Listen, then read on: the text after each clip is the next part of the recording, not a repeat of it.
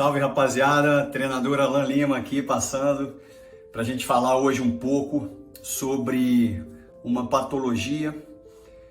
Não sei se a gente pode classificá-la dessa forma, mas é um evento que acontece com uma grande parte da população, não só brasileira como mundial, e que afeta diretamente a nossa saúde. Hoje a gente vai tratar de lombalgia. Então a lombalgia, ela é uma dor, caracterizada ali entre o limite costal e a prega glútea, ou seja, na parte posterior. Ela não é específica, uma dor específica. Ela, em 90% dos casos, ela é uma dor inespecífica. É difícil você falar, não sei, é uma dor aqui, meio muscular, às vezes é por dentro, é muito profundo, ou é o osso, ou é a coluna.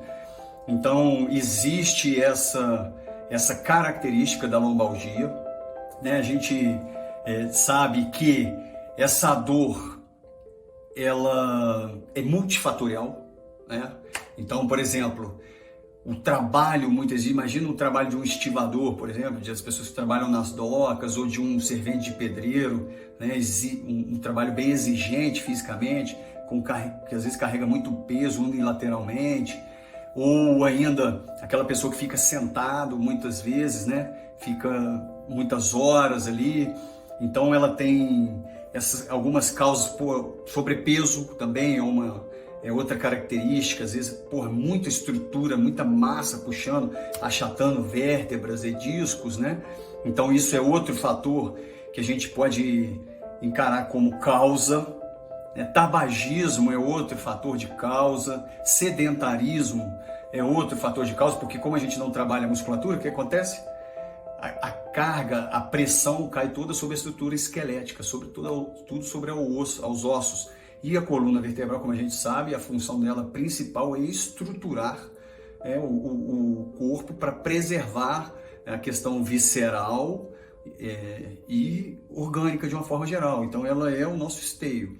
Então, hoje em dia, com a população tendo um envelhecimento, a gente está caminhando, graças a Deus, para ser um país mais desenvolvido, e a gente sabe que aquela pirâmide etária dos países mais desenvolvidos, elas têm uma base menor e o topo mais alargado, fruto de uma maior longevidade, maior tempo de vivência médio da população. Então, o próprio envelhecimento aí da nossa população é uma outra causa. A gente sabe que com o andar do cronômetro, do relógio, dessa inexorável marcha, a gente vai enfraquecendo tendões, os ossos vão ficando mais porosos, principalmente no caso das mulheres. Então a gente tem essa tendência também a ser esse um dos fatores das causas da lombalgia.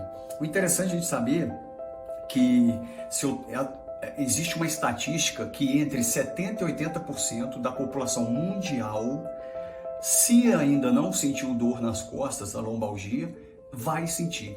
Então uma margem é um percentual muito pequeno daquelas pessoas que não sentem nada nas costas.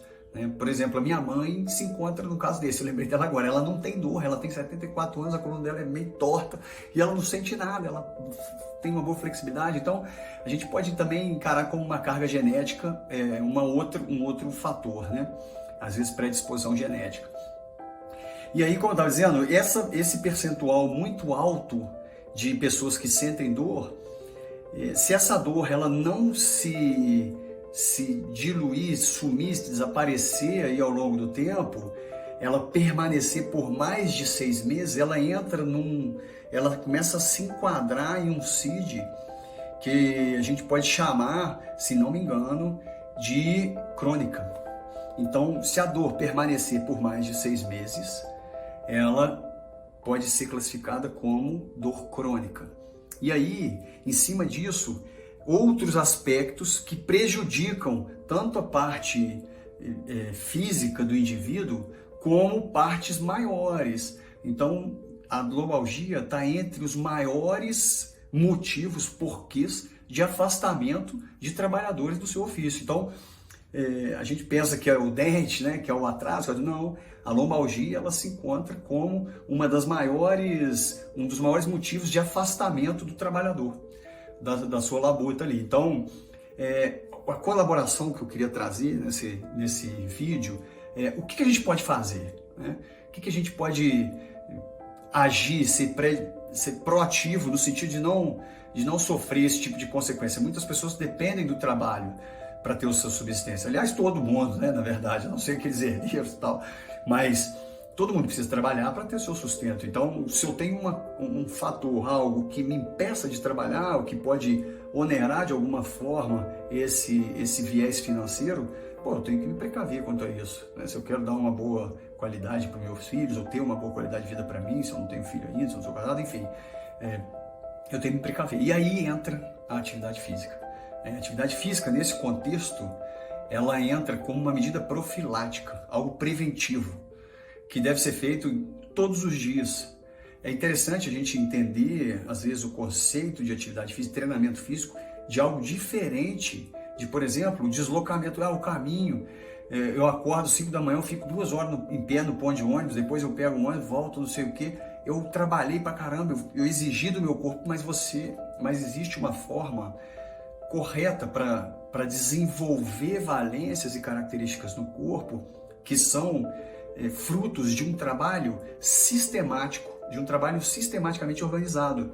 Então é diferente você ir trabalhar, ter um esforço de carregar uma bolsa, ficar em pé no ônibus ou no metrô e caminhar mais um pouco, de você fazer algo em um determinado nível de esforço durante um determinado tempo, né? E isso se repetir, às vezes aliviar, às vezes aumentar, ter sobrecarga, que a gente vai entrar numa outra esfera aqui, que seria o planejamento do treinamento individualizado, tá? Mas de forma geral, o que eu quero passar é que a gente tem as ferramentas hoje, que é o conhecimento, que é o celular, que é a internet, para nos precavermos de coisas que são possíveis de a gente se cuidar realmente, de a gente não precisar sofrer isso. Então, quando eu tenho essa consciência, essa noção, o que impede de eu fazer um treinamento, por exemplo, neuromuscular? Hoje a gente tem diversas academias, não precisa nem academia paga, a gente tem nos parques hoje da cidade aqueles tipos de aparelhos, aqueles são muito oportunos, principalmente para quem não tem recurso financeiro de subsidiar uma academia, né? Existem sites hoje que trabalham, por exemplo, atividades calistênicas, que são atividades com o peso do próprio corpo, ou seja, eu não preciso de carga, não preciso de implemento, nada, eu preciso realizar alguns gestos que eu consigo encontrar ali disposto de graça na internet. Então, hoje, o propósito maior desse vídeo não é vender aqui um pacote, não é nada disso, nada nesse sentido, é sim alertar, porque foi algo que me surpreendeu. Eu não sabia que a lombalgia era um evento, uma patologia, como eu disse no início, que onerasse e afetasse uma parte tão grande da população mundial. E aí eu resolvi fazer isso aí para a gente alertar, para a gente se precaver quanto a isso e ter uma longevidade melhor, de mais qualidade, de mais saúde, de melhor humor, porque isso também, todos esses atributos, essas características são frutos da atividade física, né? A gente colhe quando a gente pratica atividade física como regra, método. Beleza? Fica essa reflexão, bons treinos, pessoal, vamos manter em atividade. Um abraço, até mais.